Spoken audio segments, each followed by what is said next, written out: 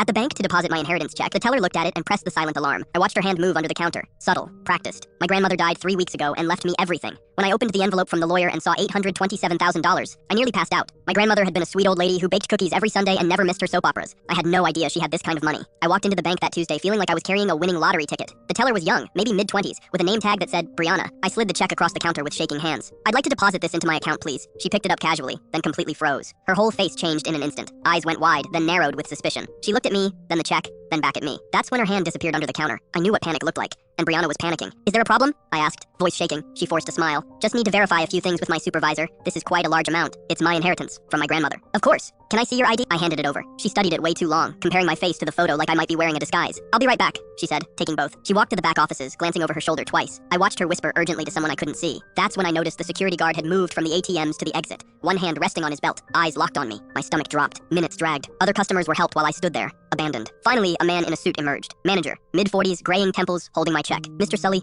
come with me." "What's going on?" "Just need to ask some questions." His tone made my palms sweat. The security guard followed us into a small office and shut the door. "Where did you get this check?" "My inheritance. My grandmother, Eleanor Sully, she died 3 weeks ago." The manager typed into his computer. His eyebrows shot up. "Your grandmother's account was closed 4 months ago." I blinked. "That's impossible. She just passed." "According to our records, Eleanor Sully closed everything in July. Withdrew it all in cash." My mind spun. "But the lawyer gave me this check last week." "Robert Whitmore." The manager turned his screen toward me. "Is this your grandmother?" I looked at the photo. Her, smiling in her purple cardigan. "Yes." His voice softened. "Mr. Sully, Eleanor Sully died 14 months ago. Not 3 weeks." The room tilted. "What?" "August last year. Natural causes. Funeral at Riverside Chapel." "No, I was just at her funeral. I spoke at the service." "Did you attend in August?" "I didn't know about it. My Uncle Frank called me 3 weeks ago." The manager and guard exchanged a look that froze my blood. "This check is fraudulent. The account doesn't exist. Someone's scamming you." My hands started shaking. "But I went to the funeral. There was a casket. There were flowers everywhere. My whole family was there crying." "Where was this funeral held?" "A funeral home on the east side of town. I don't remember the exact name. My Uncle Frank arranged everything. Said he'd handle it because I was too upset." The manager picked up his phone. "I'm calling the police right now." I sat there frozen while he made the call, giving them the address, explaining the situation. The security guard stood by the door like I might try to run. When police arrived, I explained everything. Uncle Frank's call, the funeral, the lawyer, Robert Whitmore. They checked records. No funeral home on the east side held a service for Eleanor Sully. Robert Whitmore didn't exist. His business card led to an empty storefront. Uncle Frank had been arrested 6 months ago for running estate fraud schemes. The funeral I attended was completely staged. Paid actors as mourners. Fake priest. Empty casket. Every single detail designed to make me believe my grandmother had just died so I'd deposit this fraudulent check without questioning it. Here's how the scam worked. The check would have bounced after a few days, but by then, my account would have shown a balance of $827,000. Frank would have called me panicked, claiming there was a terrible mistake with the estate settlement. The lawyer accidentally included someone else's inheritance in my check. He begged me to wire back the overpayment immediately before the bank caught the error and I got in trouble, and I would have done it. I would have sent him hundreds of thousands of dollars of real money, thinking I was fixing an honest mistake. Then he would have disappeared with it, and I'd be left owing the bank $827,000 that I didn't have. Because one bank teller named Brianna pressed a silent alarm when something felt off, I didn't lose everything I owned. My real grandmother died over a year ago, completely alone. Frank had convinced the entire family I'd moved abroad for work and couldn't be reached. She asked for me on her deathbed. I never got to say goodbye to her.